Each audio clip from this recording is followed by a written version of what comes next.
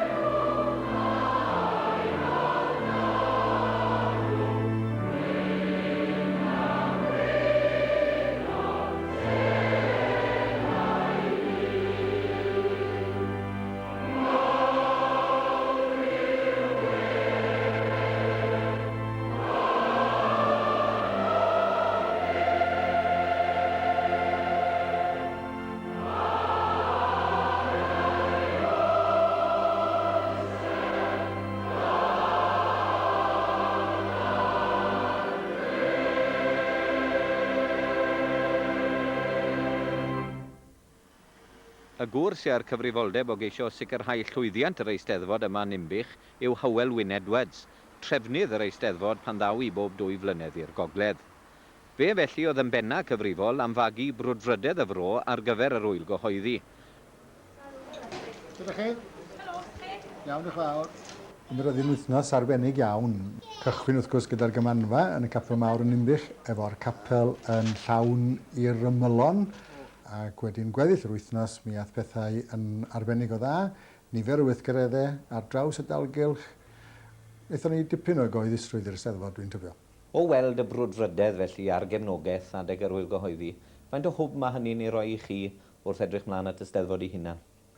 O mae o'n rhoi dipyn o ragflas i ni, ac dwi'n siŵr yn yr ardal hon, ardal eisteddfodol iawn, ardal gefnogol iawn i eisteddfodau a unrhyw beth Gymraeg i wedi gwir. Mae hwnna yn help mawr i mi ac yn gobeithio yn argoeli'n dda ar gyfer mis Awst flwyddyn nesaf.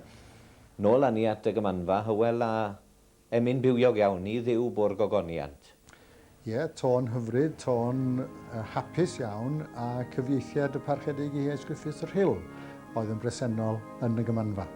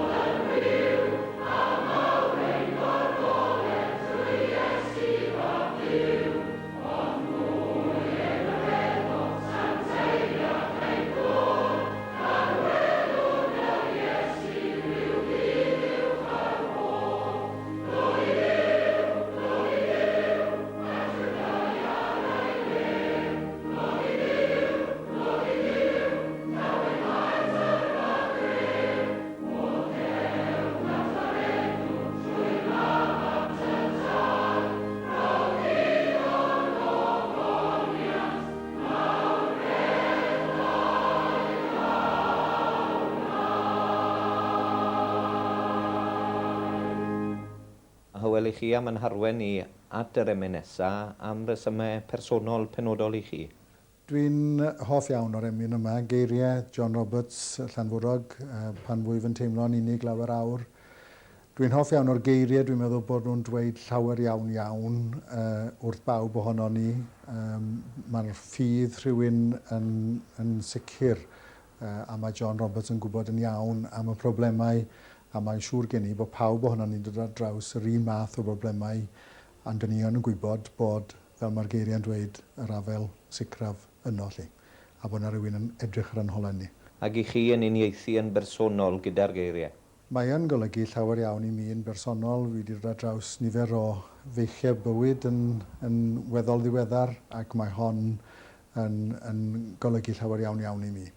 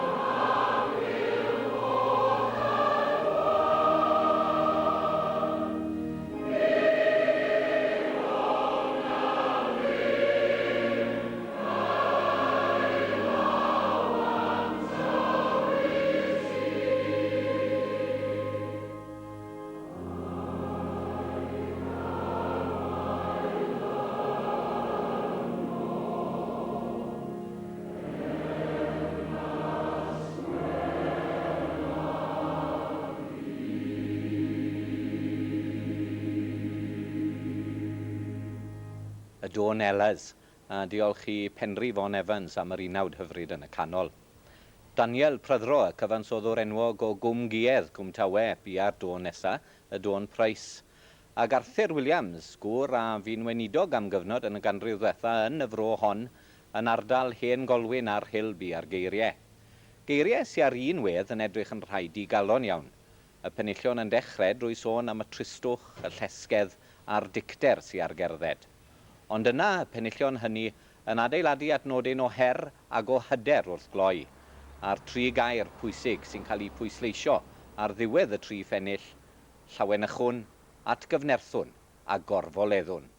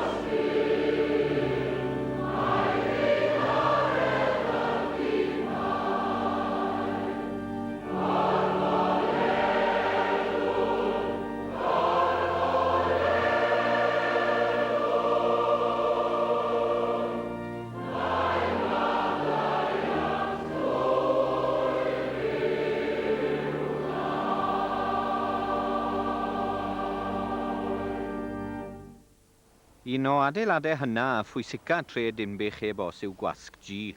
Gwasg argraffu hynna Cymru erbyn hyn, ac un wnaeth gyfraniad nodedig i'n llenyddiaeth ni dros y blynyddoedd. Ac yn draddodiadol mae gan y wasg gysylltiad agos â'r capel Mawr. Yn ddaearyddol i ddechrau, mae'r ddoi adeilad yn yr un stryd o fewn tafliad carreg i'w gilydd. Ond o ran pobl hefyd, roedd Tomos G yn ffigwr amlwg iawn yn ei ddydd ym mywyd y capel. Ac mae Alun Williams, blaenor yn y capel Mawr, a'r rheolwr presennol y wasg yn cynnal y traddodiad hwnnw. Ie, wel, da ni wedi cael y lluniau eto. Da ni'n mynd yn ôl 150 o flynyddoedd yn yr adeilad yma. Cyfnod eiraid Tomos G oedd y cyfnod mwyaf llwyddiannus fwy na thebyg. Gan nad o'n ddim argraffwyr a chyhoeddwyr eraill yn y cylch, a chydig iawn o'na yng Nghymru.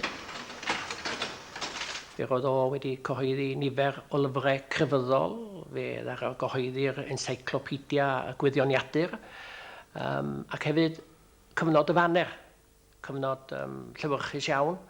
Wrth gwrs oedd Tomos G yn gallu defnyddio'r faner fel propaganda i'w wleidyddiaeth ei hun, fel chyddfydwr. Oedd Tomos G yn gapelwr mawr? Oedd o'n gapelwr mawr, oedd o'n blaenor yn y capel Mawr. A cyn y gweinidog cyntaf, Parchifan Jones, mi roedd Tomos G fel gweinidog yn y capel. Oedd o ddim yn credu yn y weinidogaeth ordeinedig. Ac mae yna lyniau i'w cael wrth gwrs o Tomos G yn eistedd ar blaenoriaid eraill o'i gylchon sefyll. Oedd o fel gweinidog yno.